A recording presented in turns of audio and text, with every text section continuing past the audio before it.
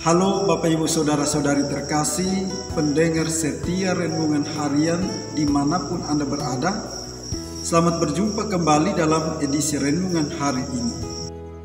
Saudara-saudari terkasih, hari ini Minggu 5 September 2021, Minggu biasa ke-23, Minggu Kitab Suci Nasional. Referensi renungan hari ini diambil dari Kitab Nabi Yesaya, bab 35 ayat 4 sampai dengan 7a. Bacaan kedua diambil dari surat Rasul Yakobus, bab 2 ayat 1 sampai dengan 5. Dan bacaan Injil diambil dari Injil Markus, bab 7 ayat 31 sampai dengan 37. Saudara-saudari terkasih, pada minggu pertama bulan September ini, Gereja Katolik di seluruh Indonesia merayakan Hari Minggu Kitab Suci Nasional.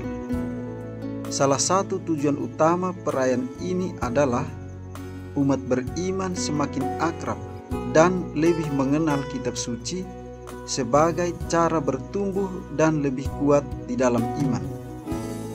Oleh karena itu, sebagai cahaya, petunjuk, dan salah satu sumber iman, Kitab Suci memberi petunjuk iman, harap dan kasih kepada Allah dan sesama dalam memahami jati diri sebagai orang beriman akan Allah.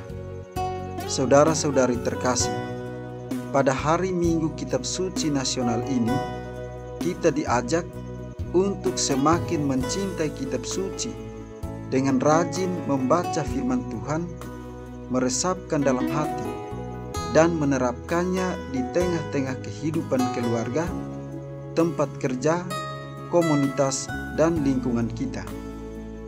Firman Tuhan merupakan cahaya terang dan petunjuk arah bagi perjalanan hidup kita di dunia ini.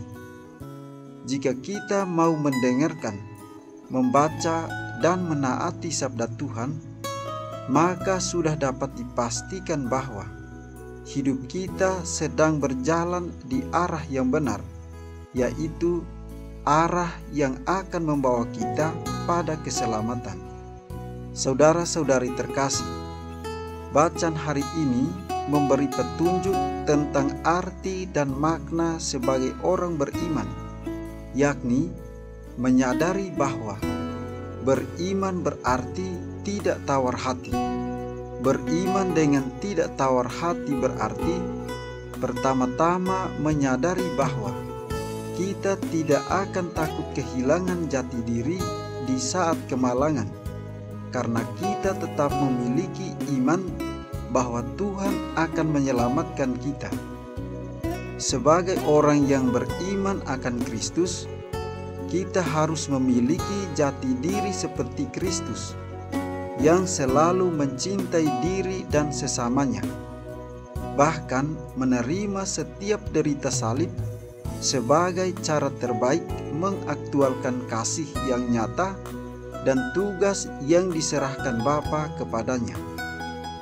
Hal tersebut mengingatkan kita bahwa derita, kemalangan, kesombongan, keangkuhan, dan ketamakan akan semakin melemahkan iman.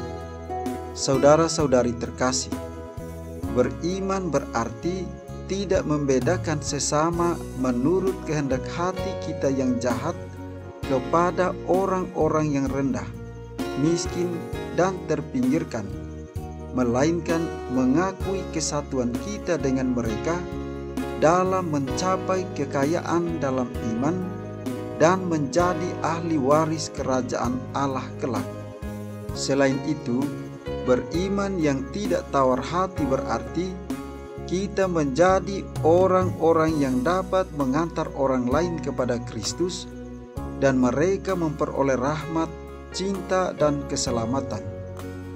Saudara-saudari terkasih, dalam kacamata iman, kita juga sering mengalami sakit tuli dan gagap rohani. Dalam artian, kita sering tidak mendengarkan atau sengaja tidak mau mendengarkan suara Tuhan dan mewartakan firman-Nya itu dalam perkataan serta tingkah laku hidup kita.